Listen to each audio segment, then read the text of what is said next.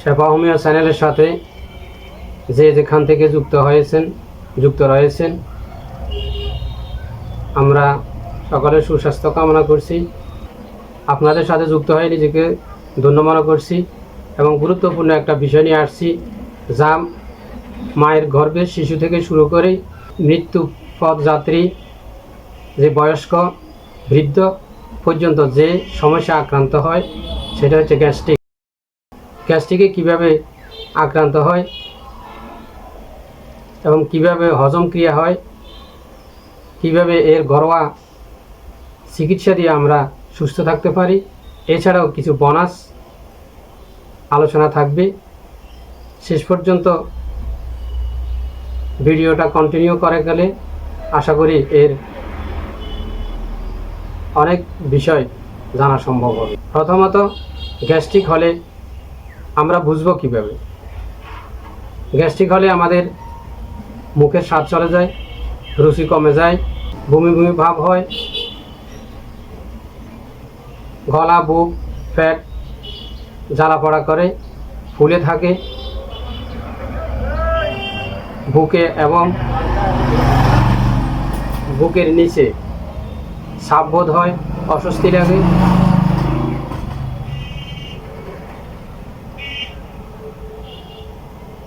এছাড়াও পেটে ব্যথা করে, পায়খানা ক্লিয়ার হয় না, ঘুম হয় না অথবা ঘুম কম হয়, মেজাজ খিটখিটে হয়, শ্বাস প্রশ্বাসে উদ্যমা ভাব আসে, কষ্ট হয়। এই সকল কারণ থেকে আমরা গ্যাস্ট্রিক বলে আমরা ধারণা করে নিতে পারি। আমাদের হজম ক্রিয়া কিভাবে সংগঠিত হয়? আমরা ছোটকাল থেকে একটা তথাকথিত কুসংস্কারে বা অজ্ঞতায় জড়িয়ে থাকি, অথবা আমাদের জানার ভুল হয়ে থাকে। সেটা হচ্ছে পেটের মধ্যে যে সকল পোকা, ওগুলা খেয়ে আমাদের খাবারগুলো হজম করে থাকে। বর্তমান যুগে মানুষ প্রায় শিক্ষিত, শিক্ষার ফলে মানুষ জেনে থাকে যে কীভাবে হজম ক্রিয়া সংগঠিত হয়। এর একটা বিশেষ দিক রয়েছে। আমরা সবাই জেনে থাকি যে আমাদের শরীরের মধ্যে একটা গুরুত্বপূর্ণ পিত্তথলি নামে রয়েছে, যেখানে পিত্তরস জমা হয়, আর সেই পিত্তরস থেকে নির্গত যে রস তা খাবারের মধ্যে এসে খাবারগুলো হজম করে থাকে। এখন আমাদেরকে বুঝতে হবে কখন পিত্তরসগুলা বের হয়। পিত্তরসগুলা মূলত আমরা যখন খাবার খাই তখন আমাদের পিত্তরসগুলা বের হয়ে খাবারে এসে, আর এই খাবারগুলোকে হজম করে থাকে। এখন আমরা যদি প্রতিদিন দুপুর একটায় আমরা খাবার খাই, তাহলে আমাদের পিত্তরসগুলা ওই টাইমে সে খাবারে এসে পৌঁছবে। কখনো যদি আমরা একটার পরিবর্তে ভিন্ন সময়ে, পরবর্তী যে কোনো সময় আমরা খাবার খাই, তাহলে পিত্তরসগুলো আমাদের সেই তার যথাসময়ে এসে হাজির হবে, কিন্তু খাবার পাবে না। তাহলে কি হজম করবে সে? তা আমরা বুঝতে পারি যে আমাদের পেটের যে সকল নাড়ি ভুঁড়ি রয়েছে এগুলোর উপর সে কার্য পরিচালনা করবে। তো স্বাভাবিকভাবে আমরা বুঝতে পারি যে আমাদের অনেক শক্ত খাবারও এই পিত্তরস হজম করে থাকে। এখন যদি আমাদের খাবার না পায়, তারা আমাদের ভিতরে যে অঙ্গগুলো রয়েছে এগুলোর উপরে সে যদি কার্য চালায়, কাজ করে, তাহলে সেগুলো নিশ্চয় ক্ষতি হবে। আবার যদি আমরা কখনো একটার পরিবর্তে যদি 12টা বা এর আগে খাবার খেয়ে নিই, তাহলেও আমাদের ক্ষতি হবে। কারণ হচ্ছে যে এনজাইম বা পিত্তরস আমাদের পিত্তথলি থেকে বের হয়, সে আসবে একটা, কিন্তু আমরা এর অনেক পূর্বে খাবার খেয়ে নিয়েছি। তাহলে খাবারগুলো কিভাবে হজম হবে? এতে বদহজম হবে, এটাই স্বাভাবিক, আমরা বুঝতে পারি। আমরা আমাদের যে হজম ক্রিয়ার মধ্য দিয়ে আমরা যতটুকু বুঝতে পেরেছি তা হচ্ছে এই হজম ক্রিয়ার মধ্য দিয়েও আমাদের গ্যাস্ট্রিকের সমস্যা হতে পারে। এই জন্য আমাদেরকে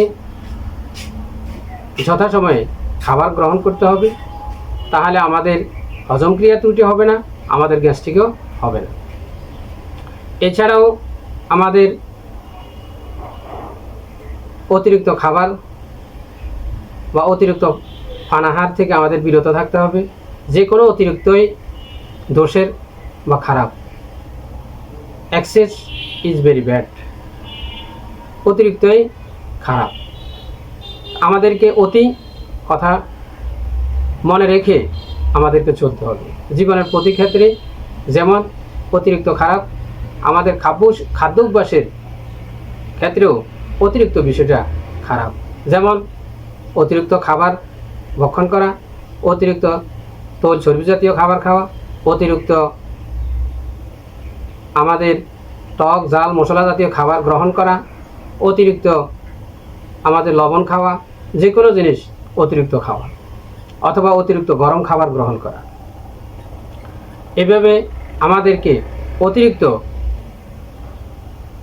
তেল ঝাল মশলা সহ অতিরিক্ত চর্বি জাতীয় খাবার থেকে আমাদেরকে বিরত থাকতে হবে।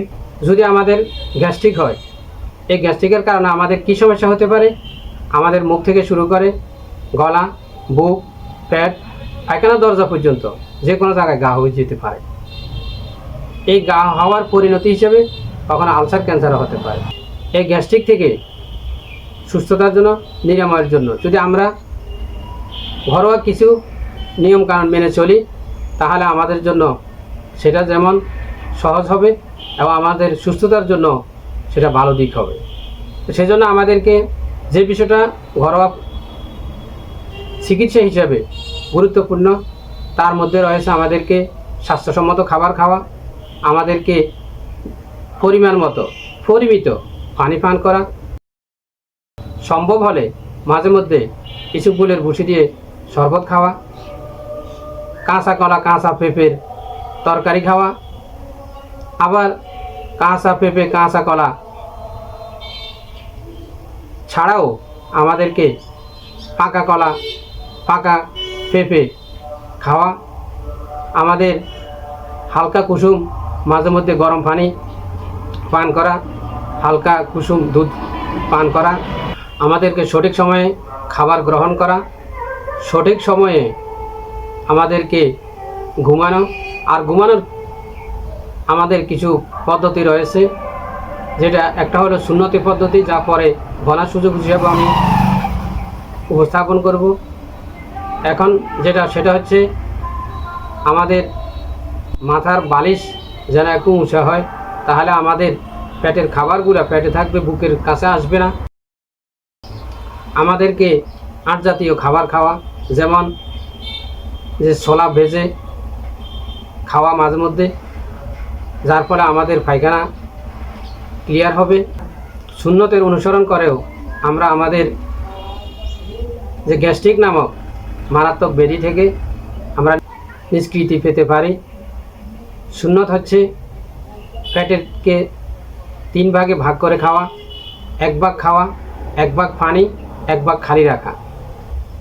এছাড়াও সুন্নতে ঘুম, সেটা হচ্ছে আমরা দুপুরবেলা খেয়ে একটু বিশ্রাম বা কাইলুলা করা, এবং রাতের বেলা খেয়ে একটু হাঁটা চলাফেরা করা। যেমন আমাদের বিছানাপত্র সহ নানা ছোটোখাটো কাজগুলো আমরা করতে পারি। এর মধ্যে যখন কিছু সময় অতিবাহিত হবে, তারপর আমরা ঘুমাতে যাব, তাহলে আমাদের যেমন ঘুমের সমস্যা হবে না, অনুরূপভাবে আমাদের গ্যাস্ট্রিকেরও ক্ষতি হবে না। প্রিয় দর্শক শ্রোতা, আমরা যে কথাগুলো আলোচনা হয়েছে সেগুলো যদি আমাদের বাস্তব জীবনে আমরা অনুসরণ করি, এই যে গ্যাস্ট্রিক নামক যে মরণ ব্যাধি, যার জন্য মৃত্যু পর্যন্ত ওষুধ সেবন করা যাচ্ছে না অনেকে, আমরা আশা করি এই ঘরোয়া চিকিৎসাগুলো যদি আমরা মেনে চলতে পারি, তাহলে আমাদের থেকে এক নিমিষে গ্যাস্ট্রিক দূর হয়ে যাবে। এটার জন্য আমাদেরকে অতিরিক্ত ওষুধ খেতে হবে না। আর আরেকটা বিষয় আমাদেরকে খেয়াল রাখতে হবে, যেন আমরা কোনো রাসায়নিক বা কীটনাশক প্রয়োগ করা কোনো ফল মূল শাক সবজি বা খাবার গ্রহণ না করি। আমাদের ভেজালমুক্ত খাবার খেতে হবে।